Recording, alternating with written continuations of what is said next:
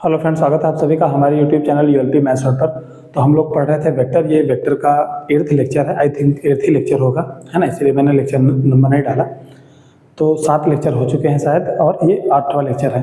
तो इसके पहले वाले लेक्चर्स में हमने वेक्टर को बहुत इत्मीनान से समझाया और चीज़ों को लेकर आगे बढ़े। आज हम बात करने वाले हैं कोप्लेनरिटी की, ठीक है ना, यानी कि कोई भी वेक्टर्स जो दिए गए वेक्टर्स हैं वो कोप्लेनर हैं या नहीं है। देखो, अब मैं एक बात बताता हूँ कि कोप्लेनरिटी का मतलब होता क्या है, ठीक है ना। कुछ दिए गए वेक्टर कोप्लेनर हैं, अगर एक ही प्लेन में लाई करते हैं तो उसको बोलते हैं कोप्लेनर, और एक प्लेन में नहीं लाई करते हैं तो वो बोलते हैं नॉन कोप्लेनर, और यही होती है कोप्लेनरिटी, ठीक है। नाउ देखो, तो हम किस पे बात करने वाले हैं? हम बात करने वाले हैं कोप्लेनरिटी।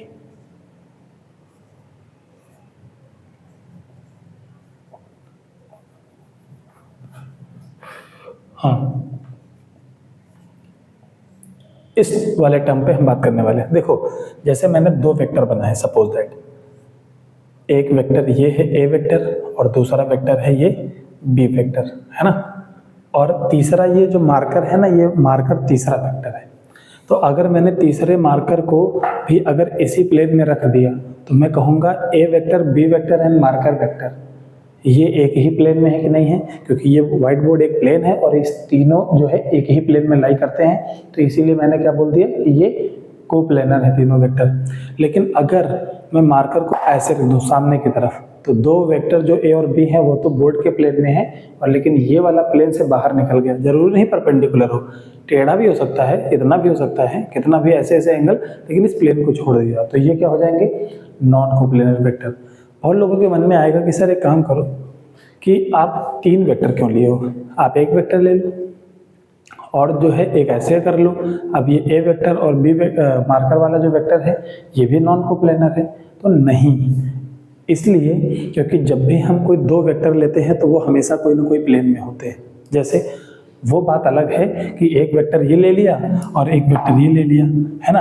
अब अगर एक कागज का टुकड़ा उठाओ और इसके ऊपर रख दो तो ये मेरा हथेली जैसा है, और इस पे ऐसे कागज का टुकड़ा रखा जाएगा नहीं रखा जाएगा, तो जो एक वेक्टर को भी टच कर रहा होगा और कौन सा, ही मार्कर वाले वेक्टर को भी। तो यानी कि ये 2 वेक्टर इस बोर्ड वाले प्लेन पे नहीं लाई करते हैं, लेकिन किसी न किसी प्लेन पे है कि नहीं है। फिर हमने ऐसे ले लिया, ये एक उंगली जो है ये एक वेक्टर है, ये दूसरी उंगली दूसरा वेक्टर है। अब एक कागज का टुकड़ा उठाऊं और इस पे रख दूं तो ये दोनों वेक्टर उस प्लेन में हो गए कि नहीं, और मैं किसी भी एंगल पे घुमाता चला जाऊं तो बताओ एक प्लेन में दोनों वेक्टर हमेशा लाई करेंगे कि नहीं लाई करेंगे। हाँ, अब तीसरा वाला वेक्टर अगर मैं इस पे रख दूं तो कोप्लेनर, और अगर इससे हटा दूं तो नॉन कोप्लेनर। तो इसका मतलब ये समझ में आया कि कोप्लेनरिटी मतलब कोप्लेनर हैं या कोप्लेनर नहीं है, ये जानने के लिए हमको कम से कम कितने वेक्टर की जरूरत होगी, 3 वेक्टर की जरूरत होगी। क्यों? क्योंकि 2 वेक्टर हमेशा किसी ना किसी प्लेन में लाई करते हैं, और तीसरा वाला वेक्टर उस प्लेन में हो सकता है, नहीं भी हो सकता है। उस प्लेन में है तो कोप्लेनर, उस प्लेन में नहीं है तो नॉन कोप्लेनर। तो ये हो गई कहानी, कम से कम 3 वेक्टर चाहिए ही चाहिए। तो जानते हो क्या पूछा जाता है कोप्लेनिटी में? पहली बात, कोप्लेनिटी पूछी जाती है 3 वेक्टर्स की, कम से कम 3 वेक्टर्स, या फिर कभी कभी कोप्लेनिटी पूछी जाती है 4 पॉइंट्स की। वो 4 पॉइंट्स कुछ और नहीं, पोजीशन वेक्टर्स होते हैं, ठीक है ना। अच्छा, तो इसका मतलब 3 पॉइंट अगर दे दिया जाए तो इसकी कोप्लेनिटी क्यों नहीं पूछी जाती है? क्यों? क्योंकि अगर हमारे पास P, Q और R 3 पॉइंट्स हैं तो PQ एक वेक्टर बन जाएगा और PR एक वेक्टर बन जाएगा। इससे 2 ही वेक्टर तो बने, ठीक है ना। अगर किसी एक पॉइंट को हम फिक्स मान के चलते हैं या इनिशियल पॉइंट मान के चलते हैं तो 3 पॉइंट से मिलकर हमेशा कितने वेक्टर बनते हैं? 2 ही वेक्टर बनते हैं। इसी वजह से हम 3 पॉइंट्स पे कोप्लेनिटी की बात नहीं करते हैं। क्यों? क्योंकि कोप्लेनिटी की बात करने के लिए कम से कम अपने को 3 वेक्टर चाहिए। इसीलिए जब वेक्टर की कोप्लेनिटी की बात कर रहे होंगे तो हम 3 वेक्टर देंगे, लेकिन अगर पॉइंट्स की हम कोप्लेनिटी की बात कर रहे होंगे तो 4 पॉइंट्स देंगे। जैसे हमारे पास 4 पॉइंट हैं किसी एक पॉइंट को, जैसे P, Q, R, S। अब P से इसको मिलाया तो PS वेक्टर मिल गया, P को इससे मिलाया तो PQ वेक्टर मिल गया, और P को R से मिलाया तो ये क्या हो गया, PR वेक्टर हो गया। तो 3 वेक्टर हो गए कि नहीं हो गए? तो 4 पॉइंट्स से कितने वेक्टर मिलते हैं? 3 वेक्टर बन सकते हैं। अब 2 वेक्टर एक ही प्लेन में, अब ये R इसी में है तो ठीक, और वरना अगर आर इस पे ना होते कहीं यहाँ पर होता तो इस पी को अगर इससे ज्वाइन करते तो तीसरा वेक्टर क्या हो जाता, प्लेन से बाहर आ जाता, तो नॉन कोप्लेनर हो जाता। तो एक बात समझ में आ गई कि वेक्टर की कोप्लेनरिटी की बात करेंगे तो हम बात करेंगे 3 वेक्टर की, और अगर पॉइंट्स की अगर हम बात करते हैं कोप्लेनरिटी या नॉन कोप्लेनरिटी की, तो कम से कम अपने पास 4 पॉइंट होने चाहिए, कम से कम, इससे ज़्यादा भी हो सकते हैं, और वेक्टर में कम से कम 3 वेक्टर होने चाहिए। तो ये बात समझाना ही मेन काम था, बाकी तो थ्योरम पर बेस्ड है। तो पहला थ्योरम जैसे लिखते हैं, अब मैं प्रूफ वगैरह नहीं कराऊंगा, सीधे समझाऊंगा थ्योरम के से जरिए। देखो पहला थ्योरम ये है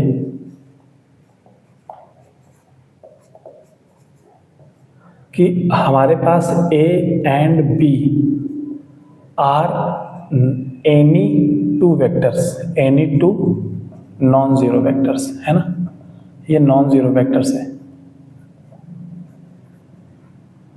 ठीक है। एंड एक तीसरा वेक्टर है R, है ना, और वो A और B के साथ प्लेन में हो, यानी एक ही प्लेन में हो, यानी R और A एंड B ये तीनों कोप्लेनर हो अगर, तो R is the vector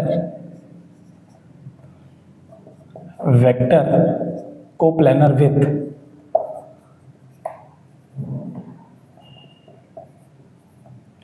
A and B if R equals to X A vector plus Y B vector where X, Y कुछ रियल नंबर होने चाहिए, कुछ नंबर होने चाहिए। तो ये बात जो मैंने लिखी है इसका सीधा सीधा मतलब ये हुआ कि अगर कोई 3 वेक्टर अगर एक ही प्लेन में है या कोप्लेनर हैं, तो किसी एक वेक्टर को बाकी 2 के लीनियर कॉम्बिनेशन के फॉर्म में लिखा जाता है, लिखा जा सकता है, वो X और Y सुटेबल मुझे ढूंढने पड़ेंगे। यानी कि अगर 3 वेक्टर कोप्लेनर हैं तो इसका मतलब है कि उनमें से कोई एक वेक्टर, कोई भी एक वेक्टर बाकी 2 के लीनियर कॉम्बिनेशन में लिखा जा सकता है, बस मुझे एक एप्रोप्रिएट नंबर ढूंढना पड़ेगा, है ना। तो one any vector can be express as a sum of other 2 vectors, ये बात हो गई। अच्छा, दूसरी बात क्या हो गई यहाँ पर, अब कोप्लेनरिटी की सफिशिएंट कंडीशन, सफिशिएंट कंडीशन, ये दूसरा थ्योरम है, sufficient condition for coplanarity.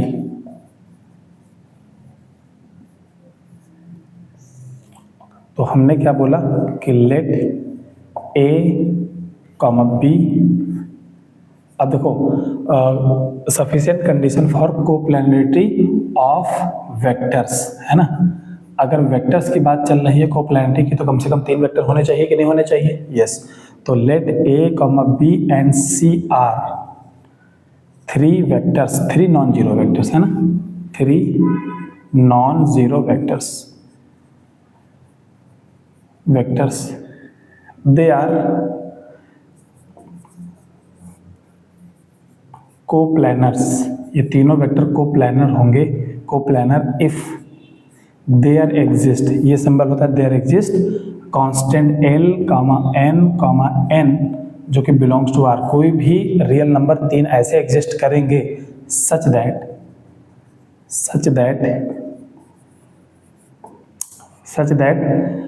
L A vector plus M B vector और plus N C vector equals to 0 होना चाहिए, ठीक है ना।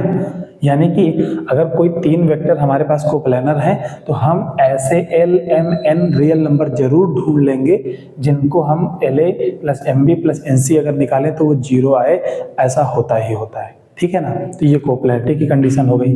अब इसी में तीसरी बात लिखाया जाए, अगर ये कह दिया जाए कि if A, B and C are non coplanar vectors,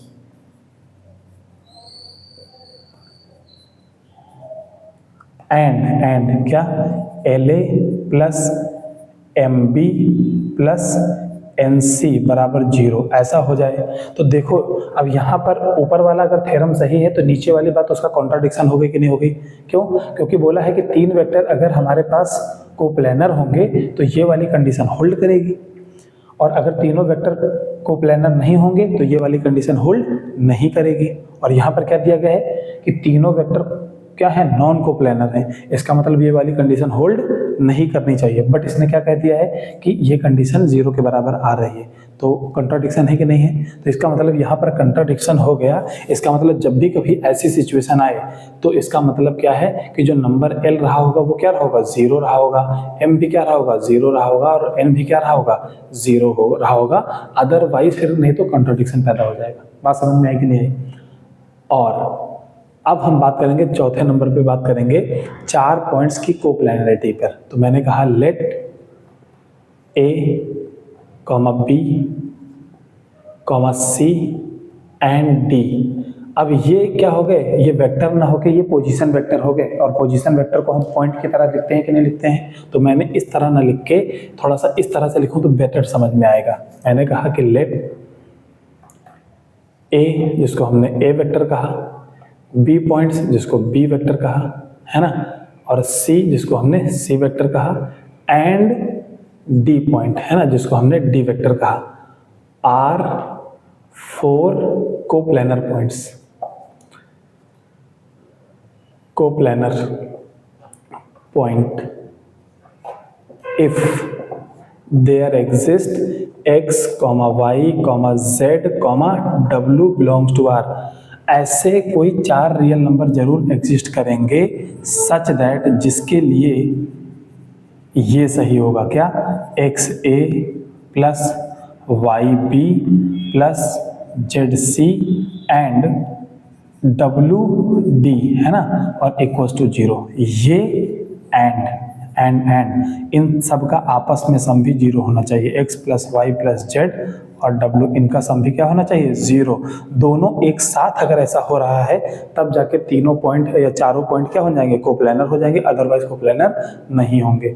अगर मान लो ये होल्ड हो गया और इन चारों का सम 0 नहीं आया तो चारों पॉइंट्स कोप्लानर नहीं होंगे। चारों पॉइंट्स को कोप्लानर होने के लिए हमें एक तो इसका होना 0 जरूरी है, और जो भी हम कांस्टेंट ले रहे हैं उनका आपस में भी क्या समेशन 0 होना जरूरी है। तो बात समझ में आ गई कि आगे ये कोप्लानरिटी की कंसेप्ट की बात हो गई। अब बात है कि क्वेश्चन कैसे करेंगे। तो चलो पहले क्वेश्चन करते हैं एक एक करके, है ना। ओके,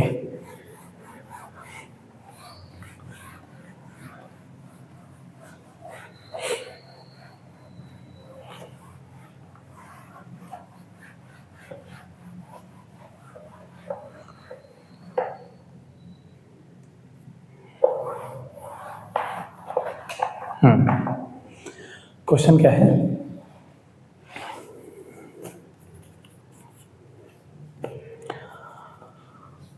सो दैट, एक क्वेश्चन है, शो दैट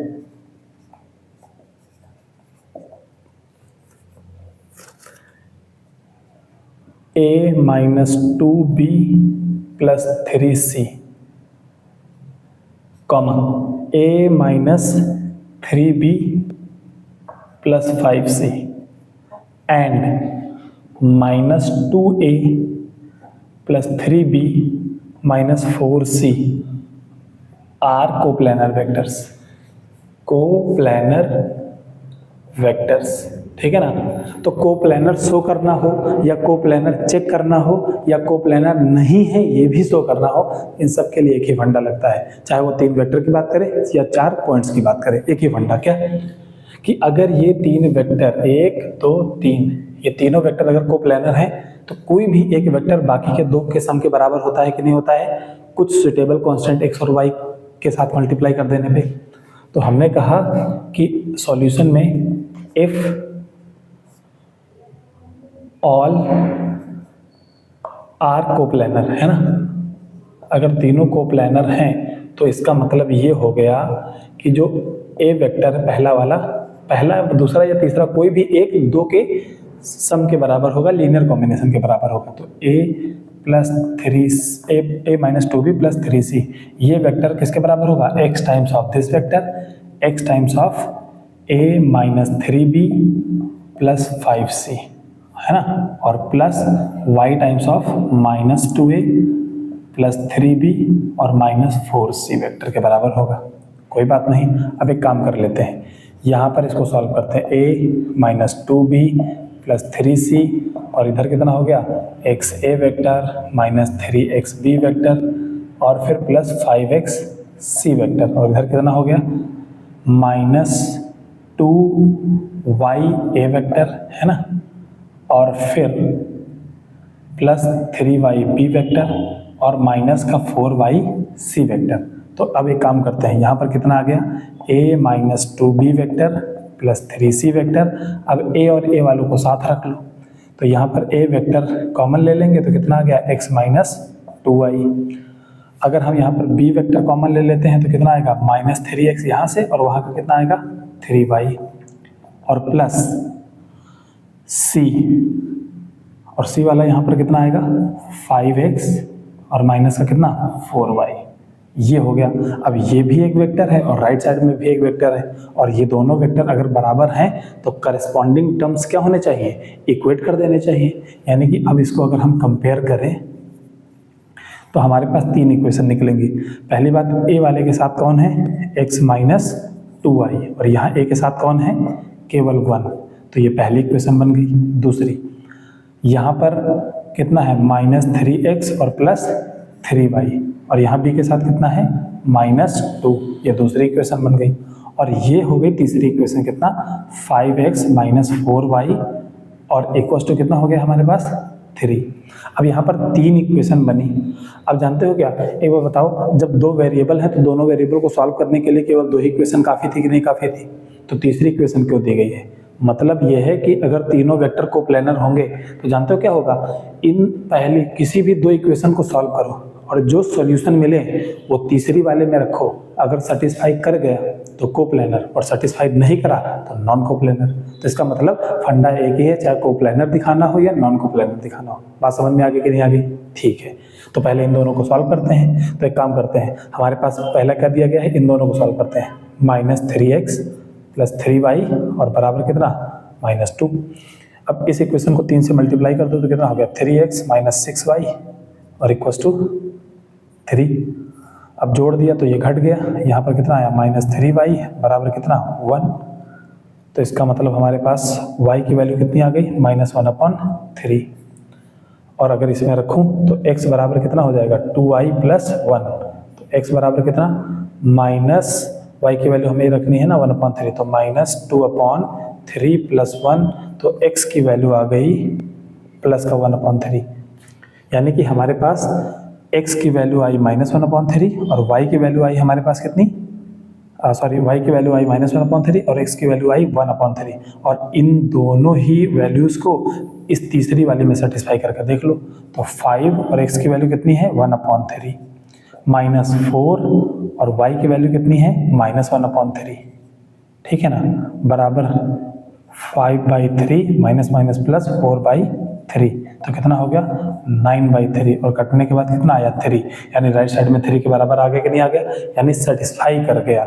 अगर पहली 2 का सॉल्यूशन तीसरी में सेटिस्फाई कर गया मतलब हेंस प्रूफ हो गया, हेंस वेक्टर्स आर कोप्लेनर। नहीं सेटिस्फाई करता तो वेक्टर कोप्लेनर नहीं होते, वेक्टर्स आर कोप्लेनर। ये रही। तो आई होप आप लोगों को समझ में आया होगा। अब हम क्या करते हैं, एक अगला क्वेश्चन लेते हैं, उसमें शायद नॉन कोप्लेनरिटी दिखानी होगी। तो देखो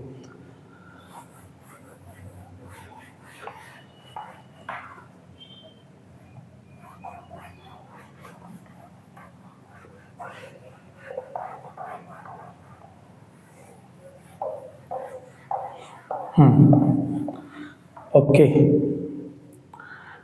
अब हम दूसरा क्वेश्चन नेक्स्ट क्वेश्चन क्या है कि शो दैट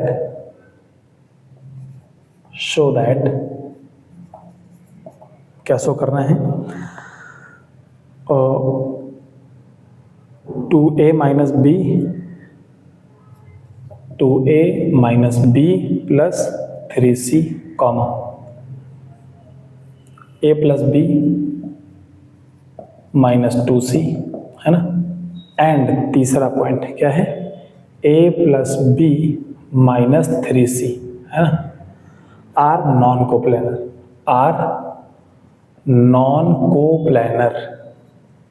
ये नॉन कोप्लेनर प्रूफ करना है, फंडा वही वाला लगेगा कि अगर कोप्लेनर होते तो किसी एक का जो कोई एक वेक्टर है बाकी के दो के लीनियर कॉम्बिनेशन के बराबर हो जाता कुछ x और y के लिए। तो करते हैं पहले, तो हम अब शॉर्टकट में सॉल्यूशन लिखते हैं। पहला वाला हमने डिटेल में लिखा दिया। अब यहाँ इसका मतलब कि 2a minus B plus 3c बराबर कितने होने चाहिए, x a plus b minus 2c, है ना, और plus y times of a plus b minus 3c।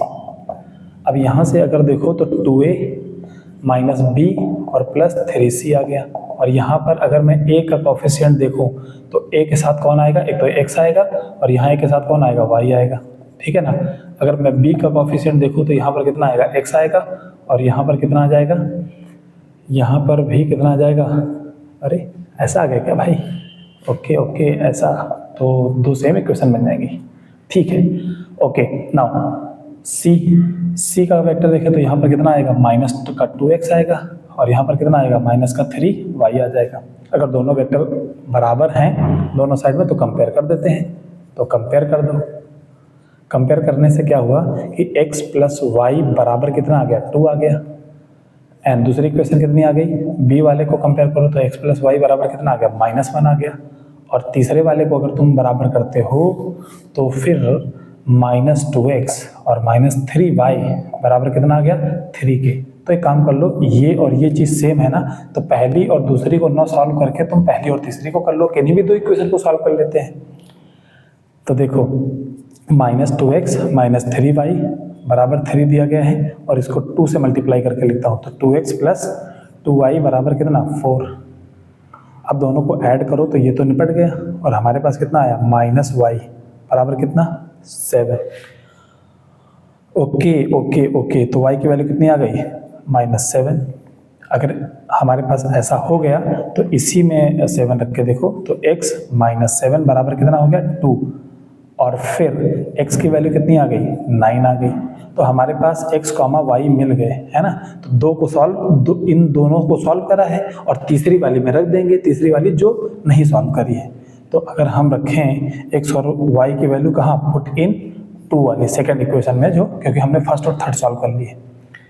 तो देखो x की वैल्यू कितनी, -7, अरे यार x की वैल्यू कितनी, 9, और y की वैल्यू कितनी, -7, और बराबर कितना आना चाहिए, -2 आ गया, और ये कह क्या रहा था कि -1 होना चाहिए, तो डज नॉट इक्वल्स टू -1। इसका मतलब x और y सेटिस्फाई नहीं किए, तो हेंस वेक्टर कोप्लेनर नहीं होंगे, hence vectors are non coplanar, है ना। अब हम 4 पॉइंट के कोप्लेनरिटी की बात कर लेंगे, ठीक है ना। उसमें मैं क्या करूंगा, आधी दूर तक सॉल्व करूंगा, बाकी इसी के जैसा प्रोसेस है, तो आप लोग खुद से कर लेना और कमेंट में बताना कि कोप्लेनर रहा कि नहीं रहा, ठीक है। तो रफ करते हैं भाई एक और प्रॉब्लम।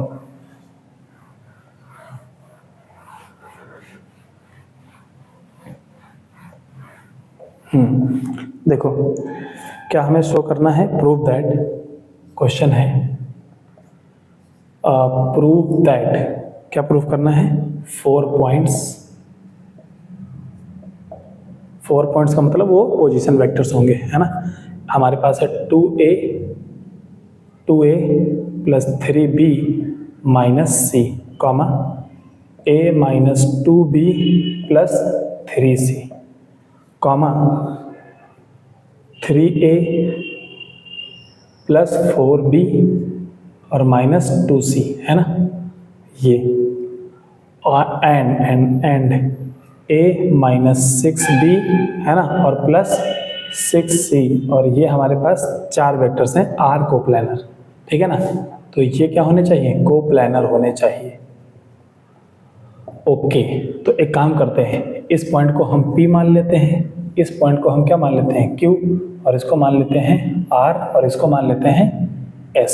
तो अगर हमारे पास 4 पॉइंट हैं P, Q, R और S, है ना, ऐसे दिया गया है, तो P, Q, R, S ऐसे दिए गए हैं हमारे पास।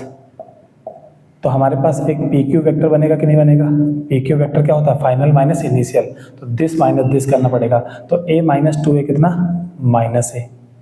फिर माइनस 2b माइनस 3b, तो माइनस का 5b, फिर हमारे पास कितना आ जाएगा माइनस c, उल्टा कर दिया क्या यार, 3c और माइनस माइनस प्लस, तो कितना हो जाएगा प्लस का 4c, ये पी क्यू वेक्टर बन गया। अब हम क्या बनना चाहते हैं, पी आर वेक्टर। तो पी आर वेक्टर का मतलब क्या होता है, फाइनल माइनस इनिशियल, यानी कि दिस माइनस दिस, तो 3a माइनस 2a कितना ए वेक्टर, 4b माइनस 3b कितना प्लस बी वेक्टर, और माइनस का 2c और माइनस माइनस प्लस c, तो माइनस का c वेक्टर, ये पी आर वेक्टर हो गया। और फिर पी एस वेक्टर फिर a माइनस 2a, तो माइनस का a vector, minus 6b minus 3b, minus का 9b वेक्टर, और 6c minus minus plus c, तो 7c हो गया। अब ये हमारे पास 3 वेक्टर निकल के आए 4 पॉइंट से मिला के, है ना, P Q R S point से हमने 3 वेक्टर बना लिए। अब चारों पॉइंट कोलिनियर तभी हो जाएंगे जब ये तीनों वेक्टर कोप्लेनर हो जाएंगे। तो यानी अगर तीनों ये वेक्टर अरे यार कोप्लेनर क्यों निकल रहा है मुझसे, ठीक है ना, हाँ, तो ये मैं कह रहा हूँ कि अगर ये तीनों वेक्टर कोप्लेनर हो जाएंगे तो ये फिर चारों पॉइंट्स भी क्या हो जाएंगे, कोप्लेनर हो जाएंगे। तो अब पॉइंट्स की तो बात है, पॉइंट्स में चेक करना ही नहीं है, ये तीनों वेक्टर अगर कोप्लेनर तो पॉइंट्स भी कोप्लेनर। तो इन 3 वेक्टर को कोप्लेनर दिखाने का तरीका क्या है, कोई एक वेक्टर बाकी के 2 के लीनियर कॉम्बिनेशन के बराबर होगा। तो एक काम कर लो, हम कर लेते हैं P Q vector equals to x times of P R vector, है ना, और प्लस वाई इंटू कितना पी एस वेक्टर, और हमारे पास वेक्टर दिए गए हैं। आप क्या करना, इसको सॉल्व करना, वही कंपेयर करना, एक्स वाई में 3 इक्वेशन बनेगी, किन्हीं भी 2 को सॉल्व करके तीसरे में पुट कर देना, सेटिस्फाई कर गया तो चारों पॉइंट्स कोप्लेनर, और अगर सेटिस्फाई नहीं करा तो चारों पॉइंट्स नॉन कोप्लेनर। तो आई होप आपको कोप्लेनरिटी वाला पूरा कंडीशन, पूरा थ्योरम उसके और पूरा कंसेप्ट समझ में आया होगा, और क्वेश्चन को कैसे करना है ये भी समझ में आया होगा। तो यहाँ तक करते करते 8वें लेक्चर तक हम यहाँ खत्म कर पाए। अब जाके हम डॉट प्रोडक्ट और स्केलर प्रोडक्ट या वेक्टर प्रोडक्ट की तरफ आगे बढ़ेंगे। अब जाके यहाँ आया, तो इसलिए मैंने बोर्ड लेवल से पढ़ाया है, बट बहुत स्लोली और बहुत ही आहिस्ते आहिस्ते पढ़ाया कि कहीं जल्दबाजी करने के चक्कर में या जल्दी भागने के चक्कर में ये इतना इंपॉर्टेंट टॉपिक आपसे मिस ना हो जाए। तो आई होप आप लोगों को समझ में आया होगा। बाकी बातचीत करेंगे नेक्स्ट टाइम पे। Thank you so much for watching this video. Thank you.